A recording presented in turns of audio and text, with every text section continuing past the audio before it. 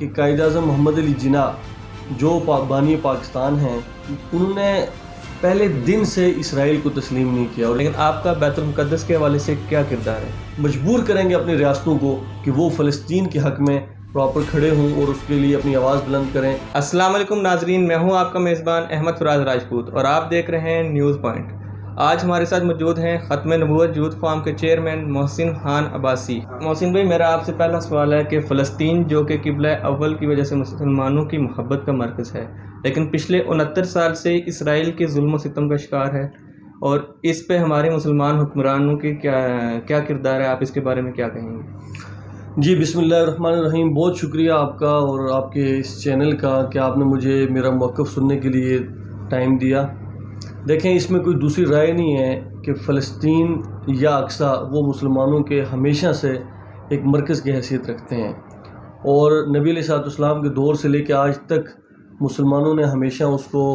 بہت محبت کے ساتھ اور ایک قدر کی نگاہ سے ہمیشہ دیکھا اور اس کے لیے ہمیشہ سے کوشاں بھی رہے.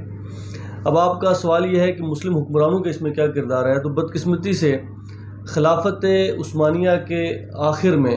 جب خلافت عثمانیہ کے جو دور ہے اس دور میں یا خلافت کا کوئی بھی ادوار ہے، تو اس میں تو مسلمان بہرحال فلسطین کے عنوان پر بڑے منظم بھی رہے اور اس پر کسی قسم کی کسی بھی کمپرومائز سے وہ گریزاں رہے.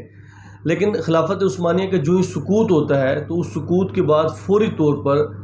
فلسطین کی جو علاقے ہیں اس میں سے کچھ علاقہ جس میں تاریخ میں لکھا گیا ہے کہ 2.5 ایریا وہ جو ہے یہودیوں کو دیا جاتا ہے، جس کو فروخت کیا جاتا ہے، جس کے اگر آپ تاریخی پس منظر میں جائیں تو بنیادی طور پر وہ وہاں پر انہوں نے خلافت عثمانیہ کو ختم کرنے کے بعد فوری طور پر ایسے لوگوں کو وہاں پر نامینیٹ کر دیا، وہاں پر آفیسرز لگا دیا کہ جنہوں نے ایک ملی بھگت کے ذریعے وہاں پر علاقوں کو یہودیوں کو ٹرانسفر کر دیا گیا، اس لینڈ کو ٹرانسفر کیا گیا. لیکن اس سب کے باوجود جو 5 سال کا عرصہ گزرا تو اس 5 سال کے اندر یہودی ایک 2 نمبریاں کرتے ہوئے، ایک کرپشن کرتے ہوئے اور اس زمین کو ناجائز طریقے سے اپنے یہودیوں کو ٹرانسفر کرنے کے باوجود بھی جتنے ایریے کو انہوں نے کور کر سکے وہ ٹوٹل 5% ایریا تھا، اور اس کے بعد 95% پھر بھی فلسطین مسلمان اور عرب کے پاس تھا. اب ہوا یہ ہے کہ اس کے بعد جب کلیشز بڑھی تو انہوں نے UN میں کیس کیا، اور UN کے اندر جا کر اقوام متحدہ، جس کو ہم ایک عالمی ادارہ انصاف سمجھتے ہیں کہ وہ ایک انصاف کے علمبردار ہیں، انہوں نے جب اس کا ڈیسیجن لیا، فیصلہ کیا، تو 50% ایریا انہوں نے 55% ایریا جا کے یہودیوں کو دے دیا اور باقی 45% بچا ہوا ایریا مسلمانوں کو دیا. اب ہونا تو یہ چاہیے تھا کہ خلافت عثمانیہ ختم ہو چکی تھی اس وقت کے وہ نام نہاد مسلمان جو خلافت عثمانیہ کے بعد ٹکڑوں میں چھوٹے چھوٹے خطوں کے اندر آباد ہونے کے بعد ان خطوں کے اندر انہوں نے قیادت سنبھالی، وہ کم از کم اتنی غیرت کا مظاہرہ کرتے، اتنی حمیت اور اتنی شرم کا مظاہرہ کرتے کہ فلسطین کے عنوان پہ کھڑے ہو جاتے. اب ان میں سے کوئی بھی نہیں بولا اس وقت سوائے کچھ اکا دکا ممالک کے. تو بہرحال امت مسلمہ کے وہ مسلم لیڈرز اس عنوان پر ہمیشہ سے مسلمانوں کی ذب و حالی پہ، مسلمانوں کے ظلم و ستم پہ خاموش رہیں، سوائے کچھ ممالک کے جس میں عراق کا نام سرفہرست ہے، صدر صدام کا نام سرفہرست ہے، پاکستان کا قائد اعظم محمد علی جناح کا کردار اس پہ بڑا اہم ہے. تو اس کے علاوہ باقی دیگر مسلم حکمران بہرحال جو ہے نا اس پہ خاموشی اختیار کر رکھیں، جو کہ انتہائی افسوسناک ہے. محسن بھائی، آپ نے پاکستان کے کردار کی بات کی ہے، تو پاکستان کا اقوام عالم سے مطالبات کرنا یا اسرائیل کردار پر مذمت کرنا محض کافی ہے؟ دیکھیں، بنیادی بات سمجھنے کی یہ ہے کہ قائد اعظم محمد علی جناح جو بانی پاکستان ہیں، انہوں نے پہلے دن سے اسرائیل کو تسلیم نہیں کیا، اور اسرائیل کا جب وجود ہوا، اسرائیل جب دنیا میں آیا تو اسرائیل کو سب سے پہلے اگر کسی اسٹیٹ نے، کسی کنٹری نے کنڈم کیا ہے تو وہ پاکستان ہے. دوسری بات یہ ہے کہ آج بھی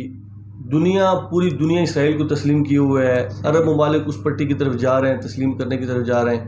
پاکستان واحد ایسا ملک ہے کہ جنہوں نے ابھی تک اسرائیل کو تسلیم نہیں کیا. اب احتجاج اور جو ڈپلومیسی کی بات آتی ہے کہ پاکستان کر کیا سکتا ہے اس پہ، اگر آپ یہ کہیں کہ اکیلے پاکستان اس میں کردار ادا کرے تو شاید ہی مشکل ہوگا. اس میں کوئی شک نہیں کہ پاکستان کو امت مسلمہ کی قیادت کرنی چاہیے، اور پاکستان کو ڈیزائن بھی اس لیے کیا گیا تھا کہ بحیثیت لیڈر کے یہ دنیا کے سامنے آئے. 57 اسلامک ممالک ہیں، اس میں بحیثیت لیڈر کے آپ کو 2-3 ممالک نظر آئیں گے. پاکستان کو اس میں جہاں پر OIC کی بات ہے، ابھی آپ نے دیکھا کہ آج ہمارے وزیر خارجہ وہاں پر چلے بھی گئے اور امریکہ بھی جا رہے ہیں، اور ٹرکی کے وزیر خارجہ بھی ہیں، 2 ممالک کے اور بھی ہیں. ہونا تو یہ چاہیے کہ ہم سارے ممالک مل کے، آج ترکی نے اس پہ بات بھی کی ہے کہ سارے اسلامک ممالک مل کے وہ فلسطین کے لیے، غزہ کے لیے، اقصیٰ کے لیے، چونکہ یہ مقدسات ہیں تینوں مذاہب کے، یہودیوں کے، عیسائیوں کے، مسلمانوں کے، تو اس کے لیے الگ سے فوج ڈیزائن کریں جو ان کے دفاع کے لیے مستقل وہاں پر ہو۔ یہ صرف اور صرف آپ ہمیشہ سے اگر مذاکرات کرتے رہیں گے، ہمیشہ سے اگر آپ یہ کہیں کہ ہم نے احتجاج کر لیا اور یہ کافی ہے، تو یہ ناکافی ہے، ایسا نہیں ہوگا۔ ہمیں اس کے لیے ایک سٹیپ لینا پڑے گا، ہمیں ایسی افواج کو ڈیزائن کرنا پڑے گا جو اس کے دفاع کے لیے پراپر مؤثر ہوں، اور پلس یہ ہے کہ پاکستان اس کو لیڈ کرے، پاکستان اس میں ایک اہم کردار ادا کرے۔ آج دنیا میں اسلامک ممالک کے اندر ایک نیوکلیئر اسلامک طاقت اگر ہے تو پاکستان ہے، اور پھر آپ دیکھیں کہ فلسطینیوں پہ جب بھی ظلم و ستم ہوا، آج سے 10 سال پرانی ویڈیوز بھی اٹھائیں، وہ مسجد اقصیٰ کے دامن میں جا کے وہاں پر جب اپنی سپیچز کرتے ہیں تو اس میں وہ پاکستانی کو پکارتے ہیں۔ آخر کیا وجہ ہے کہ پوری دنیا کے مسلمان ایک طرف اور وہ پاکستانی کو پکار کے کہتے ہیں کہ آپ ہماری مدد کو آئیں؟ کیوں کہ ان کی امیدیں آپ سے وابستہ ہیں۔ تو پاکستان کو بھی، پاکستانی ہمارے جو سی ایم ہیں، پی ایم ہیں، ان کو پلس ہماری افواج کو، اداروں کو اس بات کو ہمیشہ سے منوز خاطر رکھنا چاہیے کہ ہم فلسطینیوں کی امیدوں کے محور مرکز ہیں۔ ہمیں اس پر اگر کردار ادا کرنے کے لیے وہ کہہ رہے ہیں اور ہمیں کرنا بھی چاہیے، تو اس پر بہرحال یہ ہے کہ سب سے صف اول کا کردار پاکستان کو ادا کرنا چاہیے۔ اپنی افواج بھیجنے کی بات ہو، دیکھیں ٹرکی نے پچھلے عرصے میں آپ نے دیکھا ہوگا کہ ایک ملک کے ساتھ جب آذربائیجان کی جنگ ہوئی تو اپنے افواج بھیج دی انہوں نے، تو اس پر پوری دنیا دیکھتا رہا، انہوں نے دفاع کیا بحیثیت مسلمان۔ نبی علیہ السلام کی حدیث ہے کہ تمام مسلمان ایک جسم کی مانند ہیں، اس کے لیے آپ کو کردار ادا کرنا چاہیے۔ کردار بہرحال تاریخ میں جو یاد رکھا جاتا ہے وہ ہمت اور جرت والا کردار یاد رکھا جاتا ہے۔ یہ ڈبل جو پالیسیز ہوتی ہیں، ایسے لوگوں کو تاریخ کبھی بھی یاد نہیں رکھتی۔ تو پاکستان کو اس عنوان پر ایک جرت مندانہ موقف اختیار کرنا چاہیے اور ایک جرت مندانہ کردار بھی ادا کرنا چاہیے۔ اس پہ پاکستان کی اور پوری دنیا کے اندر ایک رسپیکٹ بھی ہوگی، عزت بھی ہوگی، اور انشاءاللہ تعالی پاکستان اس سے مضبوط بھی ہوگا۔ بالکل محسن بھائی، آپ نے ابھی کہا تھا کہ بانیہ پاکستان نے اسرائیل کو تسلیم کرنے سے انکار کر دیا تھا، لیکن آپ کی نظر میں اسرائیل کی بنیادی حیثیت کیا ہے؟ دیکھیں یہ بات سمجھنے کی ہے کہ اسرائیل بنیادی طور پر ایک غاصب اور ایک قابض اسٹیٹ ہے، اور اسٹیٹ نہیں ہے بنیادی طور پہ، بلکہ ایک ایسا گروہ ہے کہ جنہوں نے مسلمانوں کی اور عرب کی سرزمین کو قبضہ کیا، اور قبضہ کرنے کے بعد جبراً وہاں پر ایک ریاست کا قیام انہوں نے کیا۔ اب اسرائیل جو ہے وہ اگر آپ یہ دیکھیں کہ وہ بنیادی طور پہ ٹوٹل یہودی دنیا میں کتنے ہیں، تو ان کی تعداد کہتے ہیں 80 لاکھ سے 1 کروڑ کے سراؤنڈنگ میں تقریباً اتنی ان کی تعداد ہے، اور پوری دنیا کے جو مسلم ممالک ہیں وہ دنیا کی بہت بڑی تعداد کے اندر ہیں۔ 57 اسلامک ممالک ابھی تک ہمارے الحمدللہ قائم ہیں۔ اب وہ لوگ کہ جن کی تعداد دنیا کے کسی بھی کنٹری سے کم ہے، کسی ملک سے کم ہے، وہ آج پوری دنیا کو بھی جو ہے نا ایک سخت قسم کا مزاحمت کا شکار کیے ہوئے ہیں، اور پلس یہ ہے کہ ساتھ ساتھ وہ مسلم امہ کے سامنے بھی کھڑے ہیں اور اس پر اپنے مظالم کو آئے دن بڑھا رہے ہیں۔ اب آپ نے کہا کہ اسرائیل کی حیثیت، تو اسرائیل کی پاکستان جس طریقے سے اس کی حیثیت کو تسلیم ہی نہیں کرتا روز اول سے، اسی طریقے سے کوئی مسلمان بھی اس کی حیثیت کو تسلیم قطعی طور پہ نہیں کرتا۔ ہم تو سمجھتے ہیں کہ اسرائیل کوئی اسٹیٹ ہے ہی نہیں، وہ کوئی ریاست ہے ہی نہیں، وہ تو ایک گروہ ہے، ایک دہشت گردوں کا، ایک ظالم لوگوں کا کہ جنہوں نے جا کے خطے پہ قبضہ کر لیا ہے۔ اب اسرائیل کا جو اس کی ریاست ہے، اس ریاست کو ختم کر کے فلسطین کو دوبارہ سے اپنے قد کاٹ کے ساتھ کھڑا کرنا، فلسطین کو دوبارہ سے قائم کرنا، یہ ہر مسلمان پر فرض ہے۔ نبی علیہ السلام کی احادیث موجود ہیں کہ وہ اقصیٰ کے دفاع کے لیے آخر میں جو شام کے کچھ علاقے ہیں اور یہ خراسان کے کچھ علاقے لشکر جائیں گے، اس کے بارے میں بڑی زبردست قسم کی نبی علیہ السلام کی احادیث ہیں، اور اس پہ میں تو دعا کرتا ہوں کہ ہر مسلمان کو اللہ اس میں شریک کرے، وہ اس میں شریک ہو۔ وہ کس لیے ہیں کہ یہ ریاست جو تھی یہ نبی علیہ السلام کے دور میں اور اس کے بعد سیدنا فاروق اعظم رضی اللہ تعالیٰ کے دور میں یہاں پر مسلمان ہی آباد تھے سارے۔ تو بہرحال اسرائیل کو ہم قطعی طور پہ تسلیم نہیں کرتے، اور ہم یہ عزم بھی رکھتے ہیں، یہ سمجھتے بھی ہیں کہ انشاءاللہ تعالیٰ یہ فلسطینیوں کے لیے اس سرزمین کو دوبارہ سے آزاد کر کے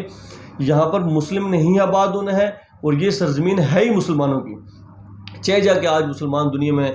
وہ کمزور ہیں، وہ اس عنوان پر کوئی قدم نہیں اٹھا رہے، لیکن انشاءاللہ تعالیٰ اسرائیل کو تسلیم نہیں کیا جائے گا، بلکہ فلسطین کو انشاءاللہ تعالیٰ آباد اور قائم کیا جائے گا انشاءاللہ۔ محسن بھائی، میرا آپ سے آخری سوال ہے، آپ نوجوانوں کے نمائندے ہیں، لیکن آپ کا بیت المقدس کے حوالے سے کیا کردار ہے؟ جی، بیت المقدس تو چونکہ ہماری آپ یہ سمجھیں کہ دل کے بہت قریب تر ہے اور مسلمانوں کا قبلہ اول ہے. نبی علیہ الصلوۃ والسلام نے اس طرف منہ کر کے نمازیں پڑھی ہیں، اور پھر تمام انبیاء علیہ الصلوۃ والسلام کا جو فلسطین ہے یہ مسکن بھی ہے. یہاں پر بہت انبیاء علیہ الصلوۃ والسلام مدفون بھی ہیں. میں جب